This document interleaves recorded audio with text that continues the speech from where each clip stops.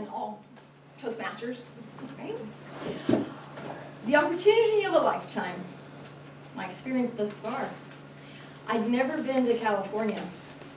My vision of California was a mixture of the vibration of the Beach Boys, sunshiny days every day, tall palm trees, and Hollywood stars. All of California. My first visit to the Central Coast. The airplane landed in the night. When I woke up, my first morning in California, I was in Pebble Beach. Green, green, green. But where were the palm trees? My tour guide drove me along the 17-mile drive with its dotted yellow streets to help you keep along the path looking out at the old adobe and Spanish tiled roof houses, golf courses, and blue tides. I remember taking pictures of the Lone Cypress alongside a tour bus unloading the most beautiful Japanese tourists. I couldn't believe it was really a bird rock where flocks of birds landed and sunbathed for hours on end. I remember seeing photography by Ansel Adams while window shopping near the Pebble Beach Lodge. I was familiar with the artist Ansel Adams when I was living back in Nashville, and I was thrilled to see that he was local to this area. Next stop, my tour guide took me to Carmel by the Sea. We came into Carmel by the Sea through the Pebble Beach gate, and as I recreate the scene in my mind, it is surreal. A little town by the sea. In fact, it was a little forest by the sea, and I had never imagined anything so magical.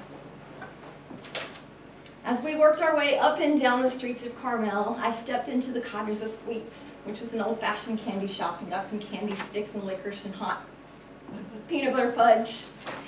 And we visited the Tuck Box, which is a famous little cottage that served us tea in a one-of-a-kind teacups and teapots. And then when we got to the corner of Ocean Avenue and Lincoln Avenue, I stood awestruck. There, on the corner of Lincoln and Ocean, stood the Harrison Memorial Library, with its turquoise trim and natural beauty building supplies and unique architectural structure. I couldn't believe it. It was a library, and I love libraries. And I knew this library was special, and I knew also that I had to go inside. And to my surprise, on this cold summer day, there was a huge roaring fire inside the fireplace in the center of the library, in the center of the town, where Clint Eastwood had once served as mayor. And again, surreal. Before leaving town, I stopped by the Chamber of Commerce. I wanted to have travel memorabilia. I found a city guide that had a charming fold-out watercolor.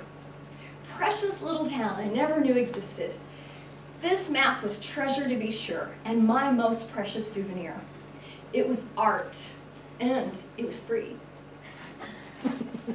After picking up the map, we wound our way around Scenic Avenue over to the historic Carmel Mission, and then on down to the 24 miles to Big Sur National Park, which I have proudly known about since 7th grade geography class. Big Sur. Holy moly, I had no idea. As we drove along the coast and curved in and out with the mountains and the rocky shore with the beautiful blue ocean and the green grass, I burst into tears. Tears of joy, to be sure. I could never have dreamed such a spectacular scene existed, and there it was, again, free for the taking. Praise God. I thought that summer trip was the trip of my lifetime, and in a way, it was. But you know what? A little while later, I had the opportunity to move out to California. And I knew this would be the opportunity of a lifetime, and I took it. My family and friends in Nashville thought I was crazy. They tried steering me away from moving to California by giving me the fire and earthquake statistics. Did you know there are over 2,000 tremors in California every year? Did you?